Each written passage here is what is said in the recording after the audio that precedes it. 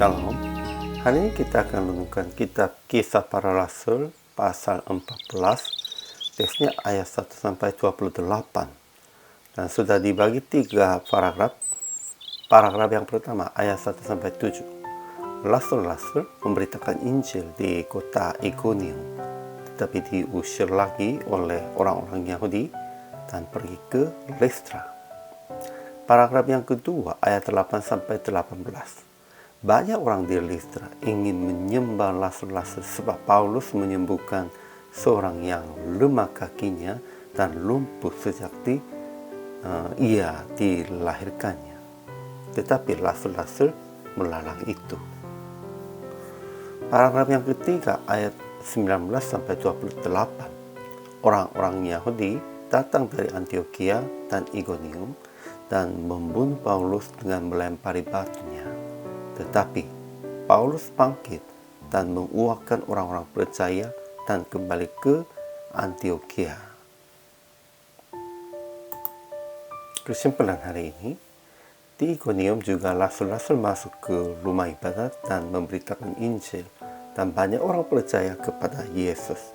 Tetapi orang-orang Yahudi datang di situ juga dan menghasut orang-orang untuk melawan rasul-rasulnya. Akhirnya rasul-rasul pergi ke Listra dan memulihkan orang yang tidak bisa jalan sehingga bisa jalan. Tetapi mereka yang tidak mengenal Allah bersikap seperti kebiasaan mereka menyembah Allah lain, sehingga mereka menyembah dua rasul dengan menyebut nama dewa Zeus dan dewa Hermes. Paulus dan Barnabas menolak penyembahan seperti ini dan hanya memberitakan Injil. Tetapi orang-orang Yahudi di Antioquia dan Ikonium mendesak sampai Listra dan membunuh rasul Paulus dengan melempari batu. Mereka menyerat dia ke luar kota karena mereka menyangka ia sudah mati. Tetapi Paulus bangkit dan masuk lagi ke kota.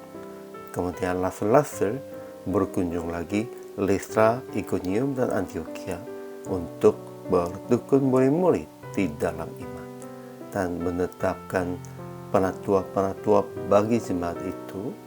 Kemudian mereka kembali kepada jemaat Antioquia dan menceritakan segala sesuatu yang Allah lakukan. Ajaran tentang Allah. Pertama, Tuhan menguatkan berita tentang kasih karunia-Nya dengan mengarniakan kepada mereka kuasa untuk mengadakan tanda-tanda dan mujizat-mujizat. Kedua, Tuhan memberi kuasa kepada mereka supaya menyembuhkan orang-orang sakit dan lemah. Ketiga, Tuhan membangkitkan Paulus yang dibunuh dengan dilempari batu oleh orang Yahudi. Ajaran tentang manusianya. Pertama, dua rasul tetap memberitakan Injil sekalipun diusirkan dari kota Antioquia, Ikonium, dan Listra. Kedua, ketika menyembuhkan orang sakit, orang-orang Listra ingin menyembah kepada rasul-rasul sebab mereka anggapnya tentang mereka sebagai dewa. Tetapi rasul-rasul lalangkan itu dan memberitakan Injil.